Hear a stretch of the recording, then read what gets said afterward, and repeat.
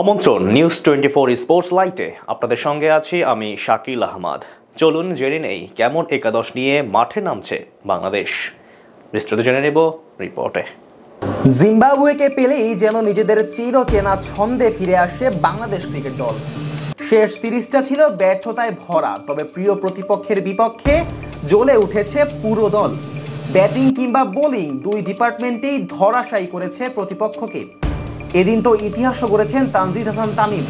সব প্রাপ্তির দিনে সবচেয়ে বড় অপ্রাপ্তি ও ভয়ের জায়গা লিটন।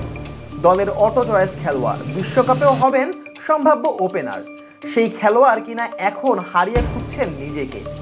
সবকিছুর পর এখন বাংলাদেশের চোখ দ্বিতীয় ম্যাচে। 5 তারিখে চট্টগ্রামের জহুর আহমেদ চৌধুরী স্টেডিয়ামে সন্ধ্যা 6টায় মুখোমুখি হবে দুই দল।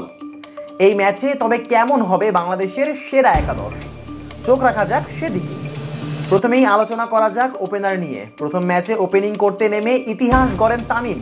টেস্ট খেলুড়ে দেশের মাঝে অনুষ্ঠিত হওয়া ম্যাচে লক্ষ্য তাড়া করতে নেমে সর্বোচ্চ রানে অপরাজিত থাকার রেকর্ড গড়েছেন তিনি। 67 রান করা তামিম পরের ম্যাচেও থাকবেন, সেটা অনেকটাই নিশ্চিত। প্রশ্ন হচ্ছে কে হবেন তার সঙ্গী। 2024 সালটা বাজে অবস্থার মধ্য দিয়ে যাচ্ছে লিটন দাসের। এখন পর্যন্ত টি-20 ক্রিকেটের 4 ম্যাচে সব মিলিয়ে রান করেছেন 44, ব্যাটিং গড় 11 আর স্ট্রাইক রেট মাত্র 107। এরকম পারফরমেন্সের পর দ্বিতীয় ম্যাচে তার উপর আস্থা রাখবে দল, সেই সম্ভাবনা অনেকটাই কম। বিশেষ করে সম্প্রতি সব ফরম্যাটেই যে একেবারে অনুজ্জ্বল লিটন। তারপরেও যদি সুযোগ পান তবে একাদশে দেখা যাবে তাকে, আর নয়তো তার পরিবর্তে একাদশে দেখা যেতে পারে পারভেজ হোসেন ইমনকে। 3 নাম্বার পজিশনে খেলবেন নাজমুল হোসেন শান্ত। অধিনায়কের নিজের ফর্মটাও খুব একটা ভালো না। এবছর 4টি টি-20তে তার সংগ্রহ 95 রান, ব্যাটিং গড় 31, তবে স্ট্রাইক রেটটা একটু বেমানান, মাত্র 105। 4 নম্বরে ব্যাটিং করবেন তাওহিদ হৃদয়।